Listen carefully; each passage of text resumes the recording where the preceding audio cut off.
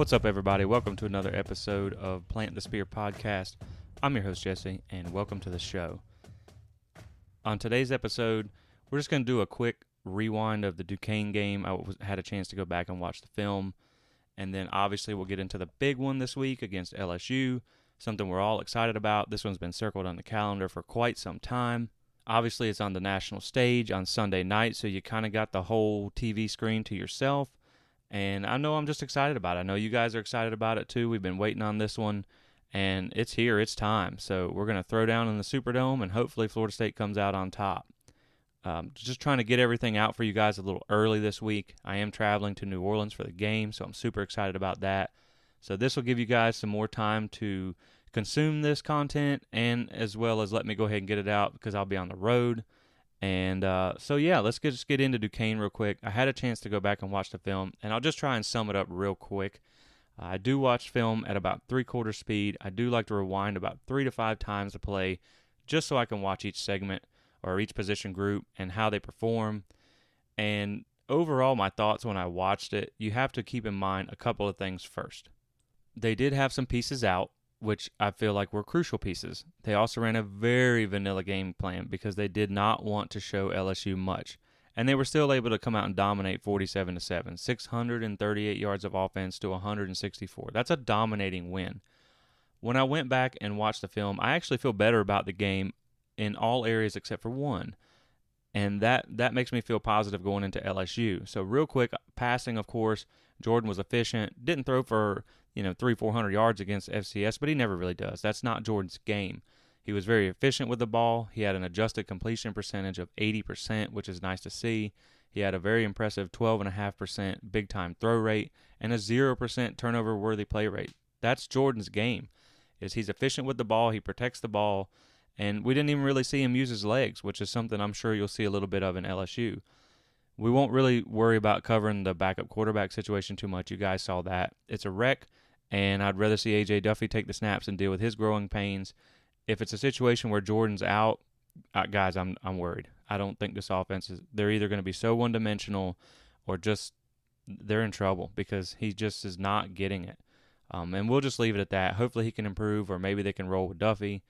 Wide receivers, my thoughts after rewatch, this group has such a higher ceiling than that of the receivers in the past. They have incredible size, especially when you look at Portier emerging too. If he can put together performances like that, he had 84 yards, led the team in receiving, and if he can consistently put together games like that, you have another big body receiver. That's not something they had before. I mean, when you got Johnny Wilson, Malik McLean, Portier, Deuce Spann, you got some size and some athletes here that they just really haven't had before. At least not in a while, not in the last few years.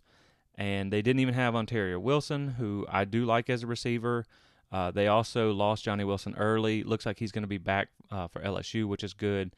And, I mean, these guys could be a problem. Once they open up the playbook, once they all get on the same page and get in sync with Jordan, I'm really excited about what this group can be. Of course, it was against Duquesne, so we'll have to see it against a better secondary, but the potential is there. So next up, I'll talk about the backs. There's really not much to say, guys. You saw it. I mean, these guys are it's a three-headed monster in the backfield. They had 34 missed tackles total on 51 carries. Half of their yards were yards after contact. And, I mean, they just ran wild. 3 backs over 100 yards. I don't care the opponent you're playing. Rushing for 400 yards, 3 different guys putting up 100 yards, that's no easy feat. And so kudos to them. I am the least worried about this running game going forward. Of course, we'll see if they can reproduce it against a defense like LSU. But, you feel really good about the direction they're headed. They all it was insane to watch. It was fun to watch these guys work, and I'm super impressed. Hopefully they can repeat it again this week, but I think this is going to be your strongest segment on the team. Moving up front to the offensive line, this was the only area on rewatch that concerned me more now than when I watched the game before the season. Obviously, it was still game one. They used a lot of bodies to try and get a lot of experience and see how different guys performed in different lineups, which is something you have to figure out with your offensive line. I think that was one of the objectives of this game.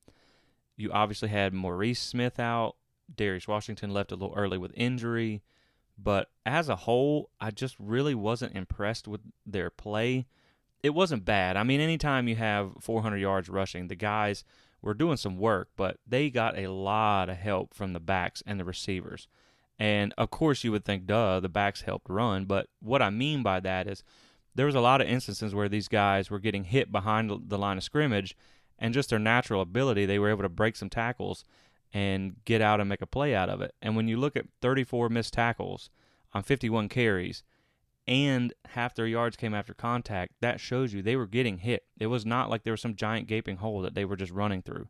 And that was a concern. On multiple occasions, I saw them just absolutely whiff on blocks, guys standing around looking for someone to block. They had a decent push, but the whiffs were concerning, especially on some blitzers. They missed a lot of linebackers coming through, just completely almost untouched. And that's something that's going to have to get cleaned up. A few times the tackles were like they were on turnstiles, and they probably got away with, no exaggeration, 20 to 30 holding calls. There was so many times where I'm like, well, he just got turned around and he tackled him, and they got away with it. So it's something that's going to have to get cleaned up. But again, like I said, when you look at, they have another week now. They got some film to watch. They can clean some things up. I think the unit will be okay getting Darius and Maurice back, who both look to be back for LSU. And so I'm not overly concerned about it, but LSU is an entirely different animal, and I am worried about whether they can block this front or not, and Florida State's probably going to have to game plan around that. So it's something to watch going forward. Like I said, I don't think they had a bad night, but it was just, when you watch it slowed down and replay, it wasn't the most impressive performance. They were able to get some push, which is good, but you would expect that against a team like Duquesne. Even though most of their best players were on the defensive line, I mean, that's to be expected. Because, to be honest, none of those guys would crack the two deep at LSU. So it's going to be a lot bigger challenge this week, and I hope they're ready for it. I hope they get some improvement. They got some guys I like. It didn't look as good on film as I had originally thought. So that's my main concern in the LSU game. On defense, I'm not as concerned about the defensive line as people thought, or some people were. They didn't think there was enough pressure created, but if you look at what Duquesne ran, it was a lot of quick game. They wanted to get the ball out very fast because they knew they couldn't block FSU. And anytime they ran something that was long developing, dropbacks, rollouts, stuff like that, Florida State was in the backfield almost immediately. Their offensive line was on roller skates, and, they were 5, 6, 7 yards deep, quick. So I'm not overly worried about that a whole lot. Like I said, Duquesne gets credit for kind of it didn't work, but they had an intelligent game plan to try and mitigate that defensive line. The twos didn't create as much pressure as I would have liked to have seen against an FCS team, but we already knew there was a drop-off there. So just something to watch going forward. But I'm not really worried about this defensive line. I think they'll have a improved game this week, and against an offensive line that has some questions of its own.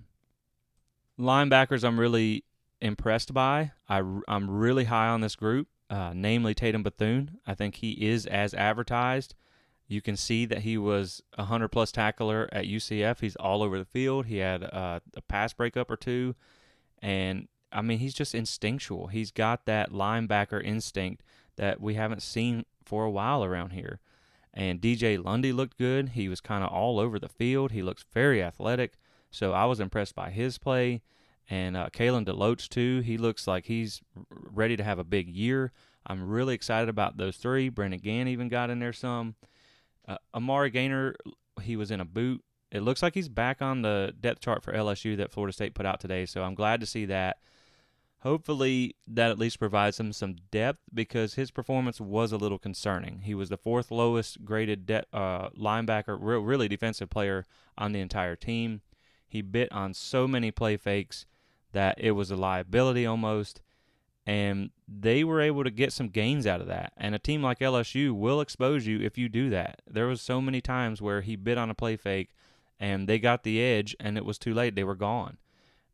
Obviously, they didn't do much, but you're talking about Duquesne turning that into 6-8 yards. LSU might turn that into 60-80 yards.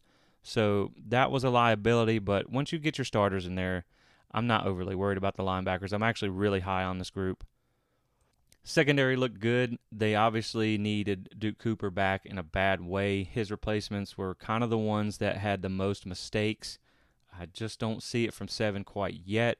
And the good thing is he is listed on the depth chart, Duke Cooper that is, as the starter this week. So that should give them a boost. Of course, Jamie Robinson did Jamie Robinson things and looked good. So not really concerned about the secondary. I feel pretty good about this group.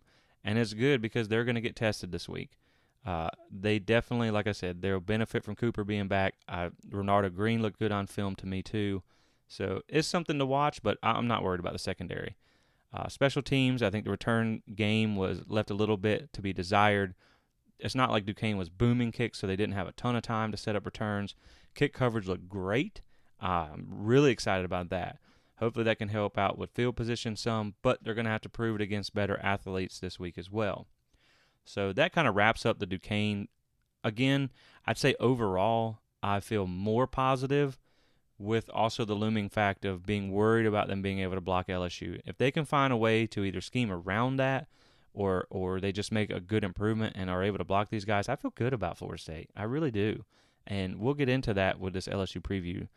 So we'll go ahead and get into that now, and I'll kind of lay out some of the reasons why I think this is a winnable game for Florida State and what I see out of LSU. So we'll start, obviously you guys know, it's no secret, they got Brian Kelly, first-year head coach.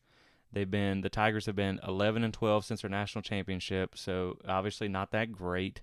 And Kelly's been a good coach in year one. He normally adds about 1 to 2 wins to the previous record of the school that he's coming to. So it's not that he's a bad coach in first year. I just think you're getting this team so early on with so many new pieces that it does provide an advantage. And at the end of last year for LSU's bowl game, they only had 39 players active.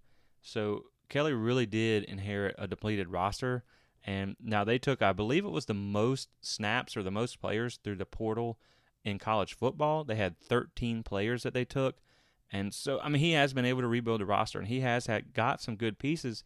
But, guys, they got questions all over the field. And so I know a lot of people like to not many people think Florida State is going to go in there and beat LSU outside of the FSU circles. LSU fans are already feeling pretty confident about this. And to be fair, you do have to go play them in the Superdome, which is essentially a de facto home game for them. But away from Tiger Stadium, they were 1-5 last year. So I don't know if that'll play into it or not, but hey, it is something to keep your eye on. ESPN has this game going 71% to LSU currently. But so let's get into the 2021 LSU Tigers and how that transitions into 2022. Obviously, they went 6-7 last year. They're on a 2-game losing streak. Like I said, they had a 1-5 record away from home. And let's go into their offense. So last year, their offense was pretty bad. They were 80th in scoring offense, 102nd in efficiency, 96th in explosive play rate, and only had a success rate of 40.7%. They only returned 56.4% of their production, and they have to replace, obviously, their leading passer, Max Johnson, who left for A&M.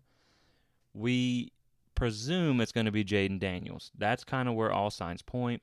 However, in the last practice notes that I read from another LSU writer, they said that Garrett Nussmeier had ran the ones a few times, but I still think it's going to be Jaden Daniels, mostly because he can help with the deficiencies they have up front, which is where I want to start. So they only return really only a couple guys that have any experience to build around. They did grab a couple of transfers, mostly from, one was Group of 5, and I think one was FCS.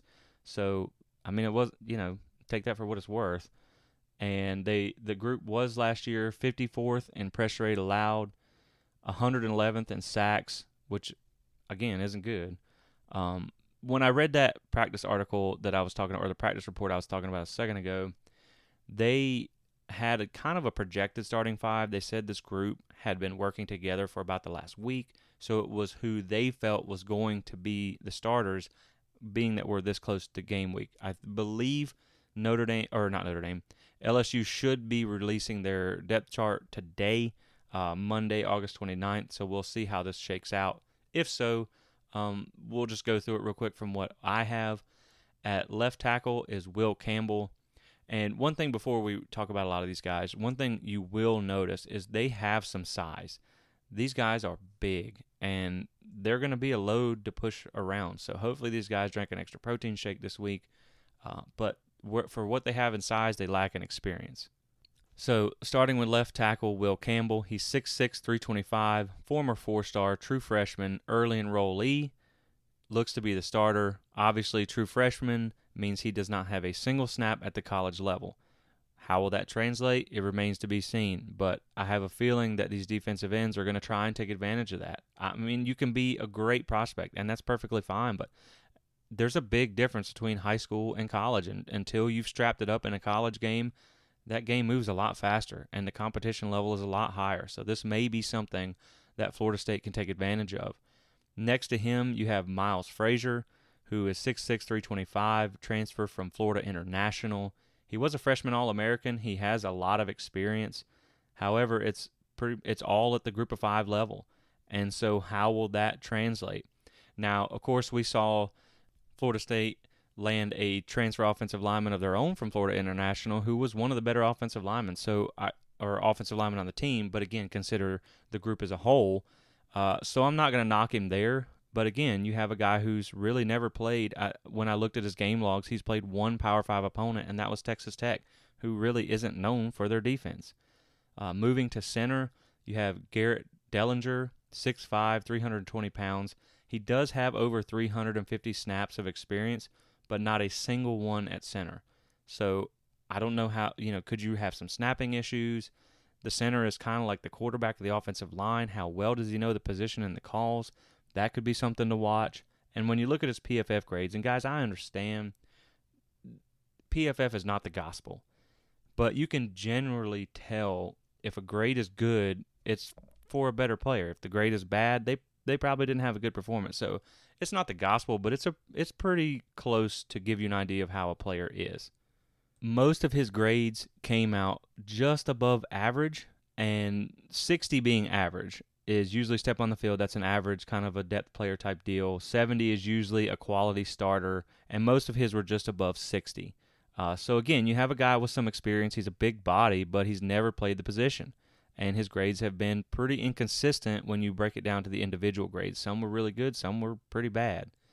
At right guard, you have Anthony Bradford. He is a returner from last year's squad. He is 6'5", 345 pounds. Little over 250 snaps of experience, but I mean, I'm going to call it like it is, guys. He was poorly graded in every game except 2, and he only has 45 snaps at the right guard position. So, of course, he can improve. It's not against the law, but when you look at his grades, they were pretty bad. Right tackle, Cameron Wire. This is going to be your most experienced returning player, kind of the guy that they're building this offensive line around. 6'6", 295 pounds, so he is a little on the lighter side. He is the most experienced player and the most experienced tackle with over 800 career snaps. However, again, his season grade for over 750 of those snaps were barely above average, and all of his snaps last season were at left tackle. I'm not sure why they didn't want him at left tackle this year, but you have a guy now who's playing at a new position, which it's still a tackle position, but it is different when you play on the other side of the line, and didn't grade out. So you look at their offensive line. They have a lot of size, but they don't have a lot of experience together. And then cohesiveness as a unit is huge in the offensive line, and they don't have a lot of well-graded games. So it kind of gives you an opportunity for Florida State to find an advantage here. Also, without going name by name, I saw who they projected to be the second team offensive line, and it looks pretty bad. I don't know what other way to say it. It looks pretty bad. So I'll just cover those real quick. They don't have a whole lot of experience, and when you look at the backups, one player is a redshirt freshman with 0 snaps of experience. 3 players have a combined 300 snaps, and they're all graded out poorly, and their pass blocking was especially bad. The last player in the group is an experienced transfer, but he comes from East Tennessee State. So how is he going to translate to the Power 5 level coming from FCS? So if they have to get into their depth chart, they're not in good shape. So I really think that this is going to be an advantage FSU that they can really exploit and take advantage of. So I don't know. These guys might be okay. Who knows? But this is the biggest question mark on their team and is going to limit a lot of things. Next, we'll just touch on the running back situation real quick. You obviously had John Emery Jr., who was, from what I read, was the projected starter. Some people said he wasn't, but I think from what I read, he was the projected starter. Former 5-star, senior running back, big dude, but he got suspended for 2 games. And so now you have Noah Cain in there, who is a transfer from Penn State, and while he's a bigger back, and he also, he has some ability. He saw some limited action at Penn State. He only had 132 snaps last year, and on 106 attempts, he went for 350 yards and 4 touchdowns. That only comes out to 3.3 yards per carry. He also only had 3 runs of 10-plus yards and 6 missed tackles forced on the season. And again, I know it's against Duquesne, but Trey Benson had 16 missed tackles forced on 11 carries. So take that, for what you will. And that's going to be their predominant workhorse because they don't really have a whole lot of experienced guys behind him. Their rush offense last year was already 104th and 84th in EPA per run. So it wasn't like it blew you away there either. And so when you look behind him, you also have their backups who don't have a lot of production either. You have Armani Goodwin, who had 65 yards and on 16 carries for 4.1 yards a carry. Josh Williams, who had 107 yards on 23 carries at 4.7 yards per carry. So losing Emery Jr. that was a big hit for this run game. So again, give me advantage FSU. I think they have better backs and potentially also a better offensive line. And so that's something that you can watch too, or at least watch for FSU to be able to take advantage of.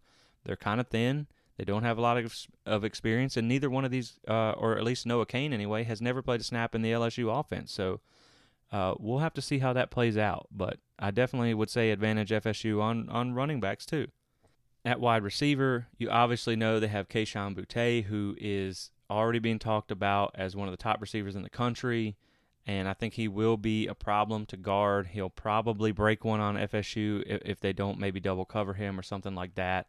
But you also have to remember a couple of things. He is coming off a season-ending ankle injury in 2021. They have said that he is up to 100% and participating, but they had to bring him on a little slow. So, could that develop? Slow his development? I really don't know. He has a catch rate of 74%, a drop rate of 7.5%. Contested catch rate is only 37.5%, and 5 of 16 career games with 100-plus receiving yards. So, again, I'm not saying he's not a dominant player, but the stats don't really just kind of stand out. They don't scream someone you can't guard. But I'm sure he'll get his. We'll see. He was on pace to be over a 1,000-yard receiver last year in a not-so-great offense. So I'll just leave him at that. It's going to be a load to cover, and Florida State will have to kind of single him out as the one real big threat on this offense.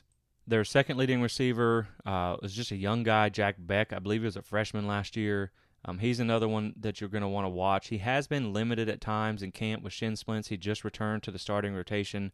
So could that be something you might see show up in a game? Like if he gets shin splints, could that be something where maybe he just didn't get a lot of time with this new offense? So again, there's these little tiny things that add up over time in a game like this where you have two close teams. It's the little things sometimes, guys. And also, we'll go ahead and move on to the quarterback. If they have a talented wide receiver group, a lot of that still depends on who's throwing them the ball. And we assume Jaden Daniels is probably going to be their starter, unless it's Nussmeier. But assuming that it is Jaden Daniels, he's obviously the most experienced.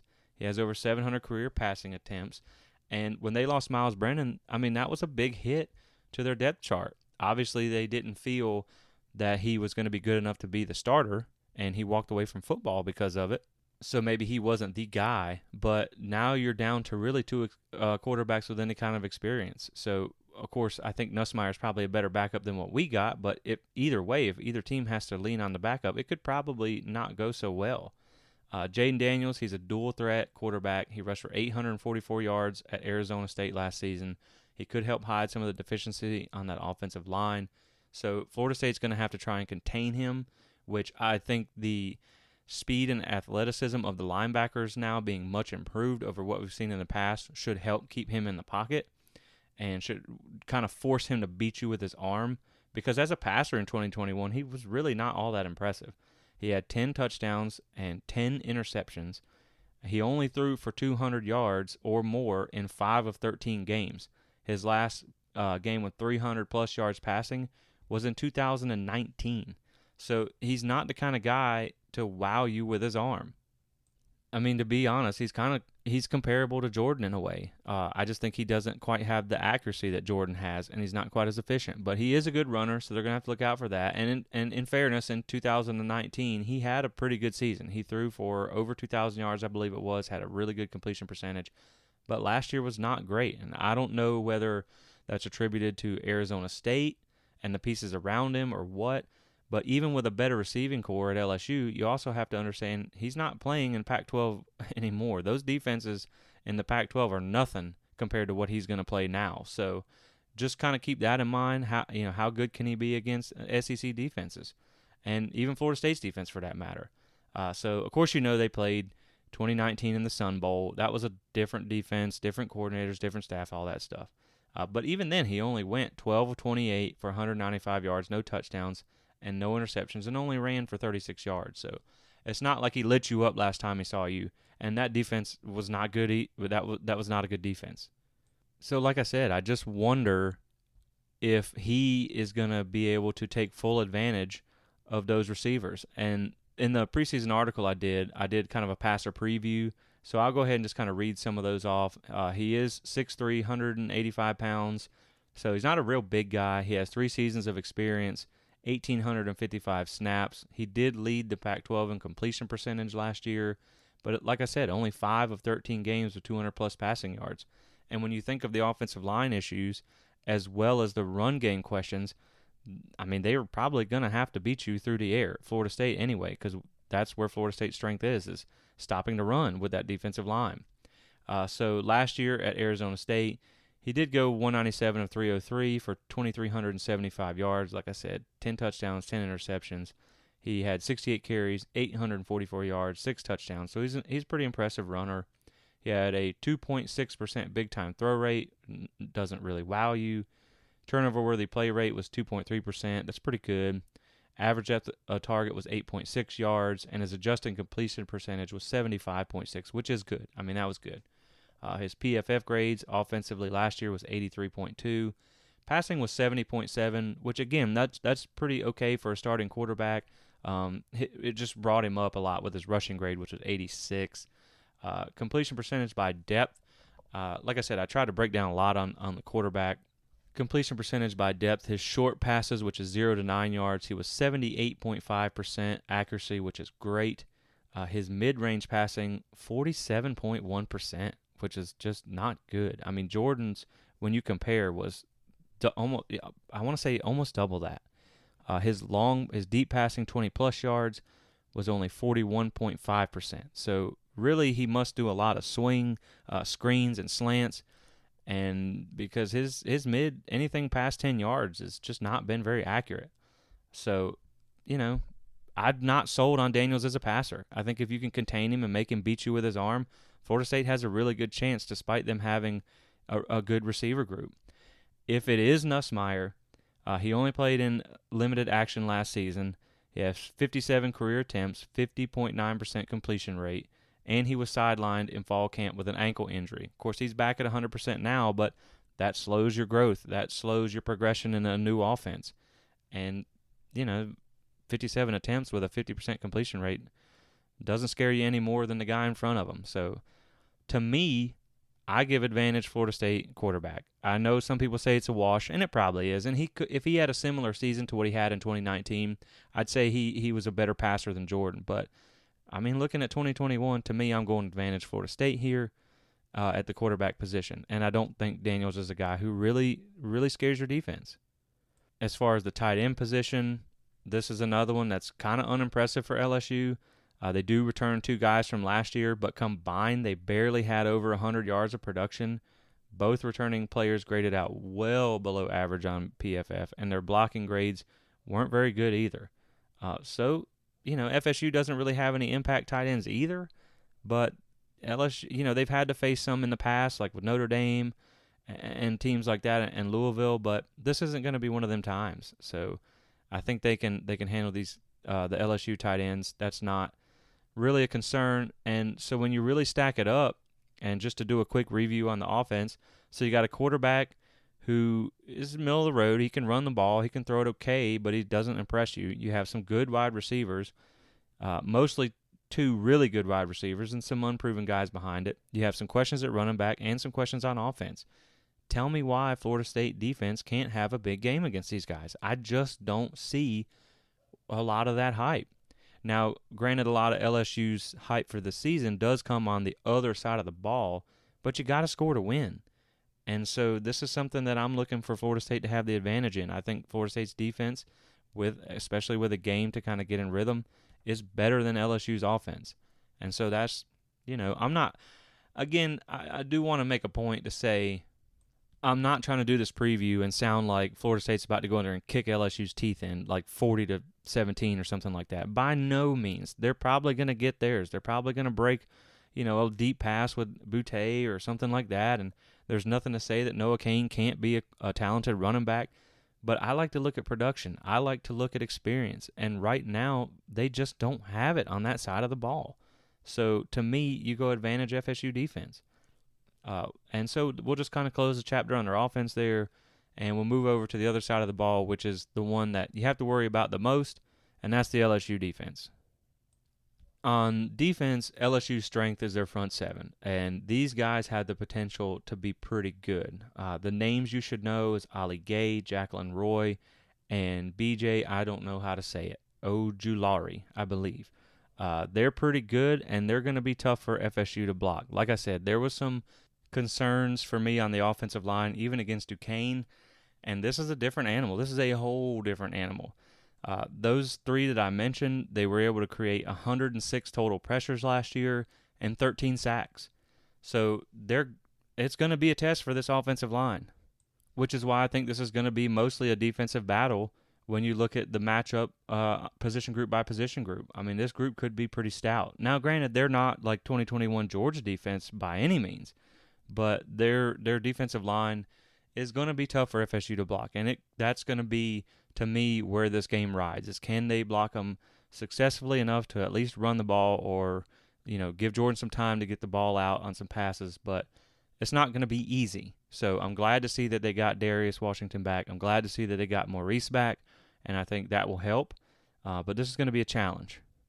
At linebacker, LSU has to replace their leading tackler from last year, Damone Clark, and he was a 100-plus tackler at linebacker. He was one of the leaders on their defense. So that's something that is hard to replace, and they're going to miss him, especially because some of the guys that they're bringing back aren't overly impressive. You have Micah Baskerville, who returns. I actually saw one outlet that said he was projected to be a backup player and not even a starter, but he's actually one of their better graded out linebackers who's returning. He had a little over 70 PFF grade, which is a pretty good season. They have Clemson transfer Mike Jones Jr. He had 33 tackles last year and a PFF grade of 60.1, so again, average to not really even slightly above average at 60.1, but just an average grade. And another player who's projected to contribute from the reports that I read was Greg Penn III. Last season he played 92 snaps, but was the second worst graded defensive player on the team with a 36.3 PFF grade. That is just not good. That's not good at all. Again, not that PFF is the gospel, but the grades usually do correlate to who plays well and who doesn't. So I'm not really seeing a whole lot from the linebacker group here that blows me away. Of course, again, they have room to improve, and they could be, better. It could be a lot of the schemes and stuff that they ran last year, but you just don't have anyone who strikes fear into the heart of your offense. The secondary is going to be rebuilt this year. They only returned 2 players with any kind of significant experience, but they were able to grab some pretty talented guys through the portal. which will help a lot. And they do have some depth at the position because of that. But again, they did lose some pretty talented pieces. And as far as the transfers they got Mekhi Garner from UL Lafayette. He has over 1,000 snaps of experience, and he graded out pretty well. So you can't really knock that too much. But some of his individual grades were pretty inconsistent. And again, you're talking about UL Lafayette is Group of 5. So how does he translate to the Power 5 level? How does he translate against some of the better teams? Because UL Lafayette, when I was doing my preview, because, of course, we play them later in the season, they played one Power 5 team against a 5-7 Texas. And he wasn't bad in that game either, but they played a pretty weak schedule as far as a lot of the other teams that they played from the Group of 5. So it's not like he's went against a lot of challenging guys to have those decent grades. So it is a potential. Some of the more pass-heavy teams last year were some of his more poorly graded games. So his coverage grades were pretty good. So I'm not necessarily worried about like this guy being a liability for them at DB, someone that you can expose. But his grades were pretty terrible as far as run defense goes. Once again, that plays into the hands of Florida State, who's a run-heavy team. So, he may be able to maybe lock some of your guys down as far as coverage-wise, but if he's not very good in the run defense, then that's something that Florida State could also look to run towards his side of the field. And so next on the transfer list, they got Jarek Bernard Converse. He's a corner previously from Oklahoma State, and I really can't say too much about the guy. He graded out pretty well in a pass-heavy conference. Obviously, the Big 12 throws it a lot, so there's not really a whole lot you can say there. But he's in a new defense, so he's got to learn the system, and he's got some rust probably to shake off for the start of the season in a new defense and a new scheme. They added an Arkansas transfer. He struggled pretty early in his career, was graded out pretty badly, but then he had a solid but not stellar season last year. He graded out at 68.1. They do have some other transfers and some other returning players. I know they got like Seven Banks from Ohio State, but he doesn't have a whole lot of experience either. So to me, in my opinion, the potential to be good is there for their secondary. They have some depth at the position that has quality, but I mean, none of these guys, like, it's not the honey badger back there by any means. You have a couple guys who have some quality experience and some quality snaps, but they don't come off as necessarily game changers, and they're all going to have to put it together in a new defense. And when you look at the Tiger defense from last year, they were 71st in scoring defense, 65th in total defense, 71st in efficiency, and 98th in finishing drives, 46th in havoc rate, 87th in third down defense. So there's obviously a lot of room for them to improve. And they, like I said, they still do have some talented players on that side of the ball. And they did bring a new defensive coordinator, obviously, when Kelly came in, Matt House. He was the defensive coordinator at Kentucky in 2017 and 2018 before moving on to be the linebackers coach for the Kansas City Chiefs. He did turn the defense around at Kentucky, even though he had a pretty rough first year. And I know it's Kentucky, so I get that. I'm going to couch it with that. But they were 91st in total defense and 75th in scoring defense. But in 2018, he did turn them around, and they finished 23rd in total defense and 6th in scoring defense. So that just kind of leads you to believe that this is why I said it was so paramount to not only have that Week 0 game, but to get them so early, because you have some guys who have been able to turn around programs and been able to do some things, but it takes time to get that rolling. It takes recruiting. And so when you look at just getting them game one with still a lot of things to figure out, still a lot of new faces, and still a lot of unimpressive position groups, again, I'm not telling you Florida State's going to come out and punch them in the mouth, but I sure hope they do, and the possibility is definitely there. And when you look at, as well, one other factor to keep in mind, they also have let me see, I put it down here. They also have a true freshman kicker, which could be a huge factor for an offense that may struggle or a game that may be tight. So when you look at that could also be advantage FSU. And that's just another, again, like we talked about, guys, it's the little things. When you look at these little things that keep adding up, it makes you feel a little better. And I understand the level and caliber of athletes that you're going to get at LSU and the team speed is going to be a lot different than Notre Dame. But Brian Kelly had over a decade to build that program. They were almost a perennial top 10 team, and Florida State almost knocked them off in overtime last year. So if they played Brian Kelly's team tight after 10 years of building a roster and developing and installing, I like their chances in game one.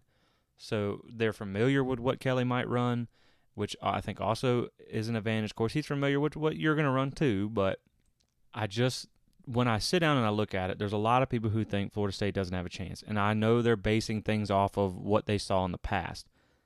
A lot of people think LSU could surprise some people this year. They have a top 10 and a top 20 power ranking.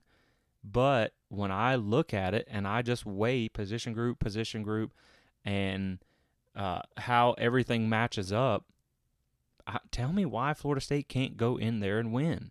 I wish it was maybe not in New Orleans. That doesn't quite seem like a truly neutral game. But Florida State's already sold out 30,000 tickets, and that's not including what they could get on the secondary market. And so you have to think that it's, I would say maybe 60-40 crowd-wise. It's definitely not going to be full-on advantage LSU. So I think that kind of neutralizes the crowd aspect of it a little bit as well. But like I said, guys, when you go through and you look at the offense, they have questions on offensive line. They have a quarterback who's not that impressive other than with his legs. You have a receiver group who's got 1 to 2 really good guys, and the rest are, they're average college receivers. You have a defensive line who's good. You have linebackers who are questionable. And you have a secondary with potential that's never put it together on the field at the same time. You have a true freshman kicker and a whole new set of offense, defense, coaches, coordinators. All that stuff is brand new. And so to me, I got to lean towards Florida State in this game.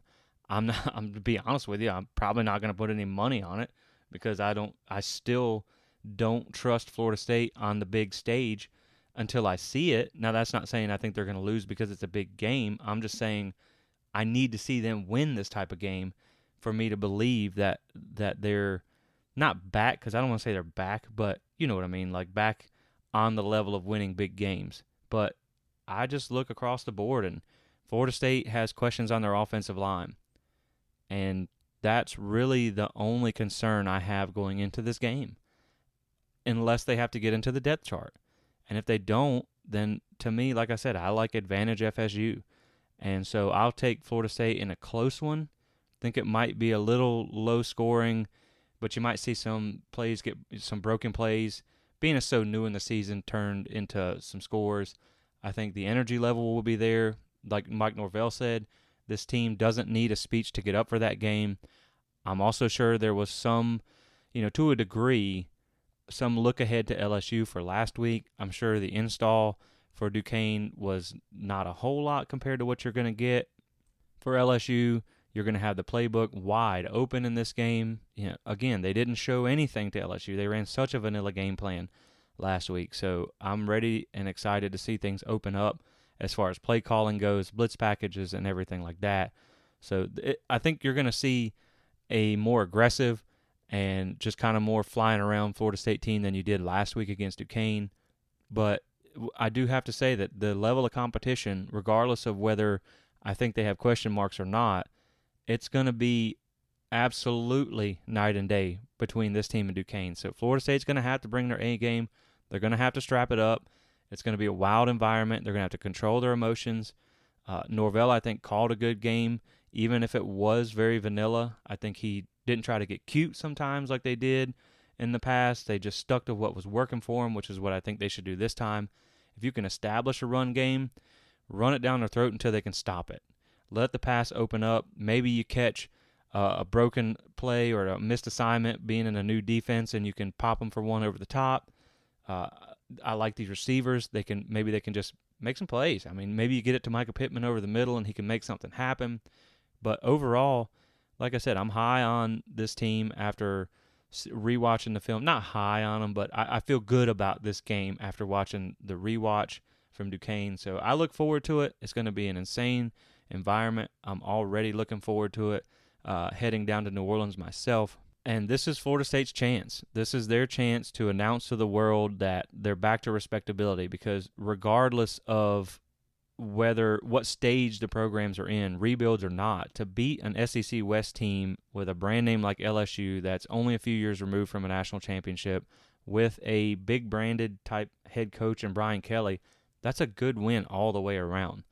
Of course, I think if Florida State goes in there and wins, you'll probably hear a lot of people come out and say, well, it's LSU and they're new and they're not as good as we thought and all that. There will be excuses, I'm sure. If they lose, then it'll be like, well, Florida State's not that good, and or what, there's always an excuse why, whatever, So I think LSU's still a solid opponent. Obviously, somebody thinks they're good. They're, with their win projection this year and with their top 10 and top 20 power rankings. So I'm excited for this one, guys. This is a big one. This is Florida State's first measuring stick game to see where they're at. You got a bye week next week, so you got no one else to look, you got nothing else to plan on, no one to look forward to. You can put all your marbles into this one game, and yeah, I mean that's pretty much all there is to it. So come out with energy, come out controlled, come out and punch them in the mouth and let them know that this isn't the Florida State of the last 2 years. I don't know that I'm not going to say this is a guaranteed win. I'm not going to say it's going to be an easy win, and Florida State could definitely lose this game if they don't bring it. But Florida State could also win this game, and I'm not going to say comfortably as in like 2 or 3 scores, but I mean Florida State could win by 10 points, maybe even a little bit more if they really put it all together, because there's so many question marks on the other side or on the other sidelines. So we'll wait and see how it plays out. Hopefully this preview gave you guys a little better insight into the LSU game coming up, and hopefully you guys are excited as I am. I'll try and put out some more stuff later on in the week, although, like I said, I will be traveling. I don't know that I'll be able to do an instant reaction because obviously I'll be at the game, and then if we win, you might see me climbing a light post in Bourbon Street on the news somewhere, because it's going to be huge and I'm going to be excited. It might look like one of those World Series celebrations where, I'm halfway up a light pole swinging my shirt or something like that. So I'm just excited to see how it all plays out. I'm excited for the environment. This is what college football is about. 2 marquee brands, New Orleans, Superdome. This is what we've waited for all fall. I know the season started last week. It was fun to get a 40-point win, but this is why you look forward to the fall, games like this. And so I'm really excited about it, and hope you guys, if you're traveling to the game, be safe, have fun. If you see me, give me a shout. And if you're watching at home, I hope you guys are in for a good show, and because I know it's going to be, I just got a feeling it's going to be a great game, and I hope Florida State brings their A game and can pull off this win. And with that being said, I'll see you guys on the other side of the LSU game, and we'll dig into things a little more next week. Thank you for listening, and go Noles.